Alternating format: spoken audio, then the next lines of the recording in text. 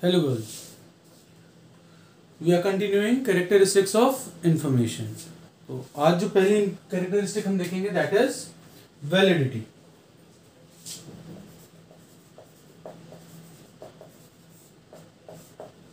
Validity of information measures the closeness of an information to the purpose for which it is collected. Validity also depends on how the information is used.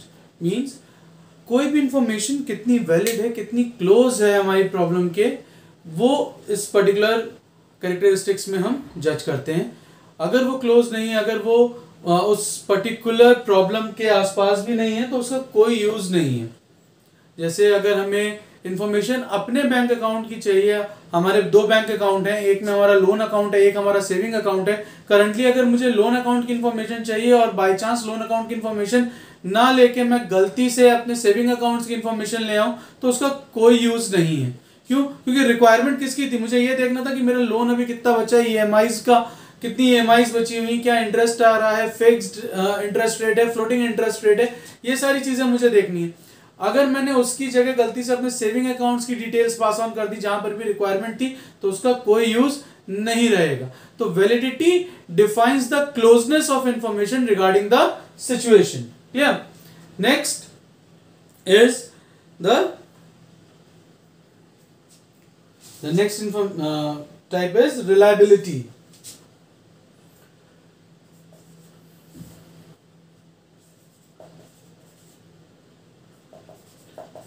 Reliability of information means कि हम कितना ज़्यादा confidence level show कर सकते हैं उस information पे कि वो इंफॉर्मेशन कितनी करेक्ट है, कितना उसको हम करेक्ट मान सकते हैं, कितना ज़्यादा डिपेंड कर सकते हैं उस इंफॉर्मेशन पे. That is the reliability of that particular information. Now इसको ऐसे समझिए कि अगर हम किसी एक पर्टिकुलर एफएमसीजी प्रोडक्ट की, सपोज एफएमसीजी में बहुत सारे प्रोडक्ट्स हैं, लेस के चिप्स आते हैं, बहुत सारी चीज़ें आती हैं.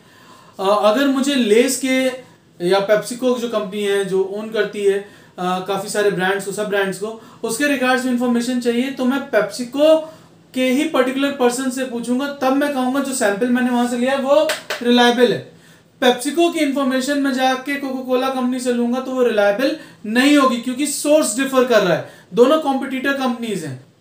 पेप्सिको अपनी इंफॉर्मेशन तो सही से देगा, लेकिन अगर मैं कोको कोला से कहूँगा कि आप पेप्सिको की इंफॉर्मेशन दीजिए कि वो मार्केट शेयर उसका कितना है, उसका स्टॉक कितना मतलब कितना होल्ड कर रही है अपनी पोजीशन सॉफ्ट ड्रिंक्स में या चिप्स में या वाटर में, पैकेट वाटर बॉटल्स में, तो कोको कोला डिनाइल करेगी अपना ये बताने के लिए कि वो उससे कहीं पीछे, वो हर जगह ये शेयर करना चाहेगी कि वो उनसे आगे है या समहाउ कहीं ना कहीं उसके साथ बराबर कंपटीशन में.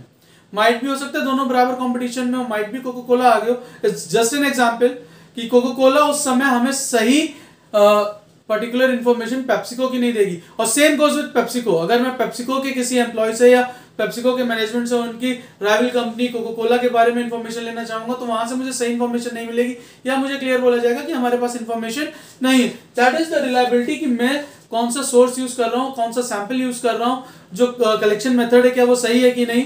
तो ये जो चीजें हैं, अगर मैं उन पे कॉन्फिडेंस शो कर सकता हूँ, तो मैं इंफॉर्मेशन पे भी कॉन्फिडेंस शो कर सकता हूँ. क्लियर?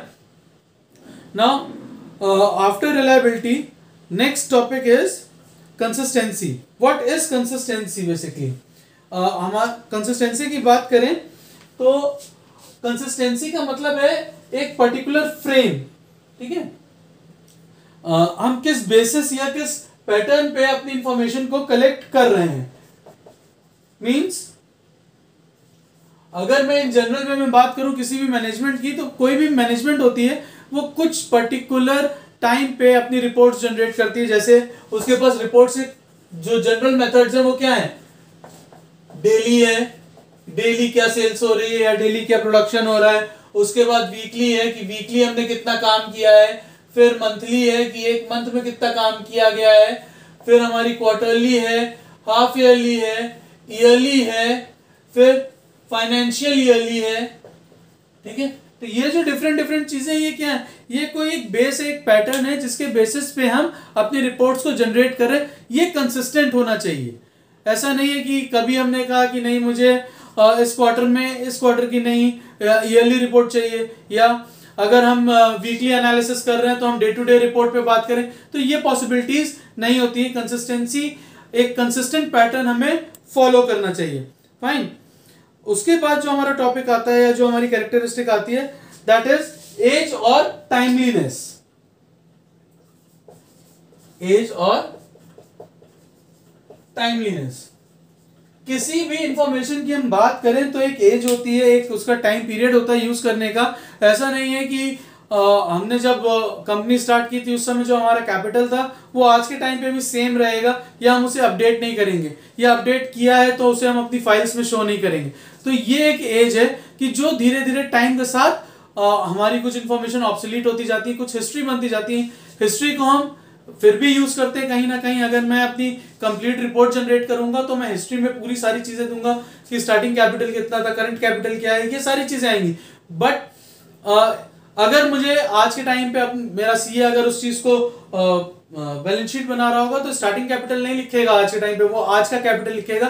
क्यों? क्योंकि करंट सिनेरियो में, अपडेटेड इंफॉर्मेशन में वो चीज चेंज हो चुकी है। तो एज या टाइमलीनेस ये बताता है कि हम कब तक उस इंफॉर्मेशन को यूज कर सकते हैं। एक टाइम ऐसा आएगा जब वो इंफॉर्मेशन ऑब्सोलीट हो जाएगी और हम उसे डिस्कार्ड कर देंगे या हिस्ट्री की तरह रख देंगे कि फर्दर कभी कोई रिक्वायरमेंट जनरेट हुई उसकी तो हम उसे यूटिलाइज करेंगे। फाइन।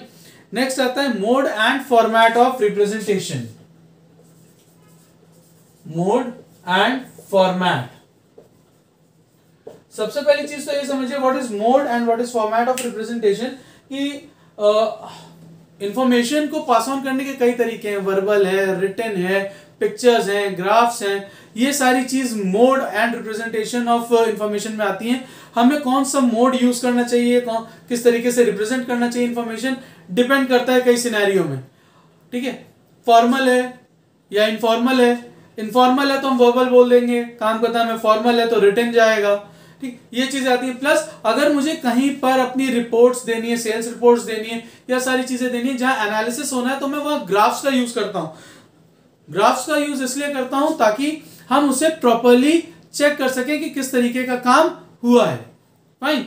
ऐसा तो नहीं है कि चीजें सही से नहीं हुई है। ग्राफ्स रीड करना आसान होता है, ग्राफ्स के साथ एनालिसिस आसान हो जाता है क्योंकि मुझे सारी चीजें पिक्टोरियल फॉर्म में दिखती हैं। तो these are mode and representations of information. और भी चीजें हैं जैसे हम रिकॉर्डिंग भेज सकते हैं, वीडियो भेज सकते हैं। ठीक है, तो ये सारी चीजें हम यूटिलाइज करते हैं। Next is my explicitness. The next is explicitness. Explicitness means कि फर्दर जो है हम इंफॉर्मेशन को और एनालिसिस नहीं कर सकते। हमारी जो इंफॉर्मेशन है ये फाइनल फॉर्मेट पे है, हम इसे डायरेक्ट यूज कर सकते हैं डिसीजन मेकिंग के लिए। ऐसा नहीं है कि मैनेजर्स को अब उसे यूज करने के लिए फर्दर एनालिसिस की जरूरत है। अगर ऐसा है तो मेरी इंफॉर्मेशन इनकम्प्लीट है। ठीक है, explicit information means complete, ready to use, further analysis की जरूरत उसमें नहीं होती है। Clear? Last but not the least is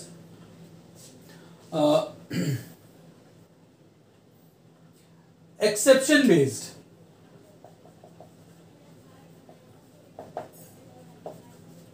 in general क्या होता है, हमने जो भी अपना बिजनेस स्टार्ट किया है, जो भी हम काम कर रहे हैं, वो एक पर्टिकुलर फॉर्मेट पे काम कर रहा है, रन कर रहा है, उसके डिजायर्ड रिजल्ट्स है, वही रिजल्ट्स वो प्रोवाइड कर रहा है। तो इस पर्टिकुलर केस में हम डेली अपने मैनेजमेंट को नहीं बताते कि काम कैसा चल रहा है, क्या चल रहा है। ठीक है, सही चल रहा है तो हम उसको इन्फॉर्म नहीं करते। बट अगर कहीं कोई प्रॉब्लम आ रही है, कोई exception generator, exception means regular output की जगह कुछ और आउटपुट आ रहा है, कुछ अनडिजायर्ड आउटपुट आ रहा है, दैट इज एक्सेप्शन। और उस केस में हम हमेशा मैनेजमेंट को इन्फॉर्म करते हैं।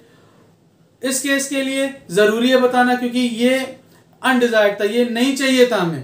तो मैनेजमेंट को मालूम होना चाहिए कि कुछ ऐसा काम हुआ है जो जनरल नहीं है, जो रेगुलर नहीं है, अनयूजुअल है, और उसके रिगार्ड्स में अब वो डिसाइड करेंगे कि उन्हें क्या करना है, कैसे हैंडल करना है। रेगुलर चीजों को हैंडल करने के लिए हमारे पास ऑपरेशनल लेवल पे मैनेजर है, मिडिल लेवल पे मैनेजर, वो उसे हैंडल कर सकते हैं। लेकिन अगर कोई बड़ी एक्सेप्शंस हुई हैं जो नहीं अगर करनी चाहिए थी तो उसके लिए हम टॉप लेवल मैनेजर्स को इन्फॉर्म करते हैं। So students, these are all the characteristics of information. Fine. in next video we're going to talk about value of information, that what is value of information. Okay girls.